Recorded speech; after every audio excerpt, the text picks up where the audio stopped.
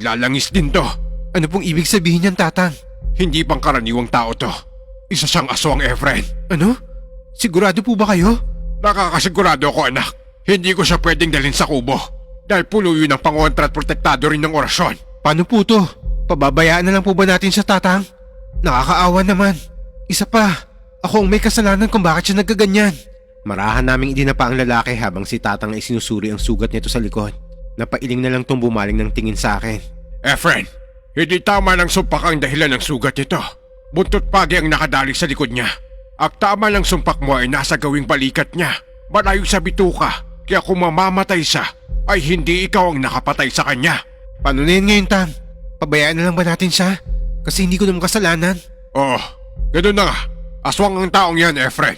Baka marami na rin napatayan kaya dapat lang din na mamatay siya. Pero hindi po tayo nakakasigurado kung masama siya o mabuti. Kaya masama o mabuti, ay isa pa rin siyang aswang anak. Hahayaan na lang ba natin siyang mamatay, Tang? Kakayanin ba ng konsensya niyong may hinayaan tayong mamatay? Hindi ba't pagtatraidor na rin yung gagawin natin nun? Wala na rin tayong pinagkaiba sa kanila. O siya, sige na. Masyado kang mauwain. Gagamutin ko siya pero pagkatapos ay hahayaan na natin siya. Mahirap na. Baka tayo pa ang mapahamak. Isa pa, aswang to. Kaya niyang pagalingan ng sarili niyang sugat. Sige po, Tang. Pagkatapos niya siyang gamutin, hahayaan na natin siya. Matapos to, dinala namin ng lalaki sa kubong tambayan ko. Walang mga pangontra sa aswang doon kaya ligtas para sa lalaki ang kubong yon. Maliit lang ang kubo pero sapat na para may masilungan to. Nang matapos gamutin ni Tatang, ay niyaya niya na akong umuwi. Naawa man ako sa kalagayan ng lalaki, ay kailangan ko namang sundin ang pangako ko sa aking ama. Subalit buong araw akong ginagambala ng aking konsensya dahil hindi ko lang kung maayos ba ang lagay ng lalaki o hindi. Kinabukasan ay pinuntahan ko ang aking tambayan. Buong akala ko ay hindi ko naman dadatnan ng lalaking to pero nakita ko pa rin siyang nakahiga sa may papag. Mabilis akong lumapit dahil akala ko'y patay na to. Pero nang makalapit ako ay nakita kong gising naman ng lalaking to. Gising ka na pala, pre. Kami ng aking amang gumamot sa sugat mo.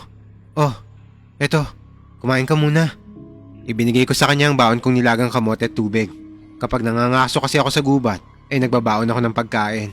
Halatang gutom na gutom ang lalaking to dahil mabilis nitong naubos ang pagkain at tubig ko. Anong pangalan mo, pre? Donato. Ako nga pala si Efren. Pasensya ka na pala dahil ako yung nakatama ng sumpak sa braso mo. Ayos lang. Hindi naman ito yung malalang sugat ko. Ano nga palang nangyari sa'yo? Pwede ko bang malaman? Hindi siya sumagot na parang umiiwas sa tanong ko. Nagpasalamat lang to bago nanghihinang humiga ulit. Tinanong ko siya kung magaling na ba ang sugat niya. Pero umiling lang to. Mukhang malalim pa rin ang sugat niya. Kaya hindi ko maiwasang magtaka. Ang pagkakaalam ko kasi sa mga aswang ay kaya nilang pagalingan ng sariling sugat nila. Nagpaalam na rin ako sa lalaking to para mapanghuli ng ibon at baboy ramo. Ang baboy ramo kasi ay kinakatay ko at binibenta sa bayan. Habang ang ibon naman ay pinanguulam namin ni Tatang. Hapon na magpasya akong umuwi. Ang isang huli kong ibon ay sinadya kong iwan kay Donato. Naisip ko kasi na baka hindi gumagaling ang sugat niya ay dahil hindi ito nakakatikim ng sariwang laman. Mabuti na rin to na hayop ang maging pagkain niya kaysa tao.